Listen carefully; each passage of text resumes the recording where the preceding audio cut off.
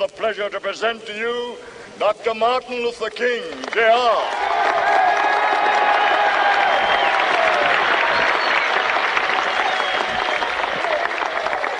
I am happy to join with you today in what will go down in history as the greatest demonstration for freedom in the history of our nation.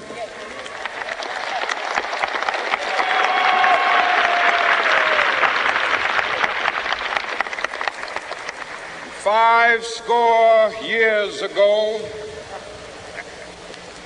a great American in whose symbolic shadow we stand today signed the Emancipation Proclamation. This momentous decree came as a great beacon light of hope to millions of Negro slaves who had been seared in the flames of withering injustice. It came as a joyous daybreak to end the long night of their captivity. But 100 years later, the Negro still is not free. 100 years later, the life of the Negro is still sadly crippled by the manacles of segregation and the chains of discrimination. 100 years later, the Negro lives on a lonely island of poverty.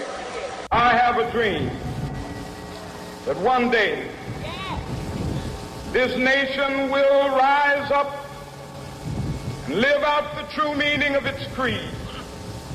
We hold these truths to be self-evident, that all men are created equal.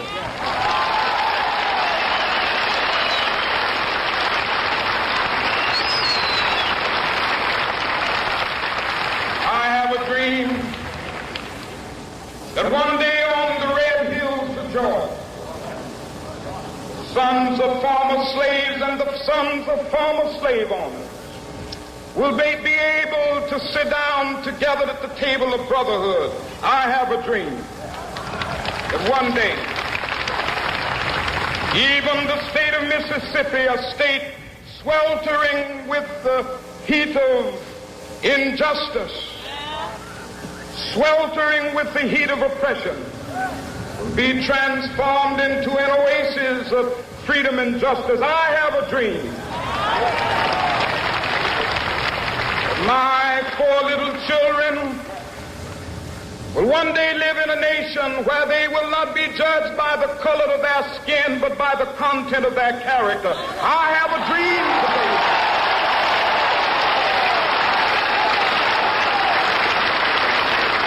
I have a dream that one day, down in Alabama, with its vicious racists, with its governor having his lips dripping with the words of interposition and nullification. One day right there in Alabama, little black boys and black girls will be able to join hands with little white boys and white girls as sisters and brothers. I have a dream today.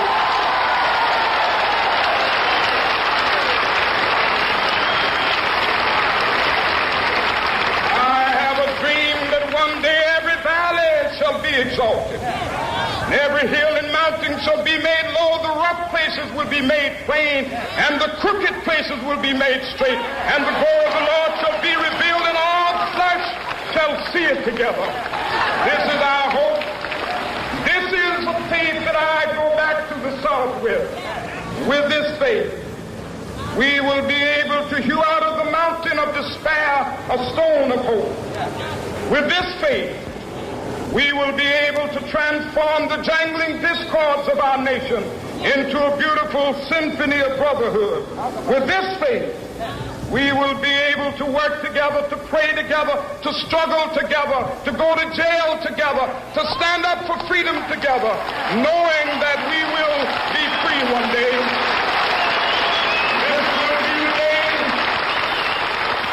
This will be the day when all of God to sing with new meaning, my country, tears of thee. Sweet land of liberty, of thee I sing. Land where my fathers died, land of the pilgrim's pride. From every mountainside, let freedom ring. And if America is to be a great nation, this must become true. And so let freedom ring. From the prodigious hilltops of New Hampshire, let freedom ring. From the mighty mountains of New York, let freedom ring. From the heightening Alleghenies of Pennsylvania, let freedom ring. From the snow-capped Rockies of Colorado, let freedom ring. From the curvaceous slopes of California. But not only that, let freedom ring from Stone Mountain of Georgia. Let freedom ring from Lookout Mountain of Tennessee. Let freedom ring from every hill and molehill of Mississippi, from every mountainside. Let freedom ring, and when it happens, when we allow freedom ring, when we let it ring from every village and every hamlet, from every state and every city, we will be able to speed up that day when all of God's children, black men and white men, Jews and Gentiles, Protestants and Catholics, will be able to join hands and sing in the words of the old Negro spiritual, free at last, thank God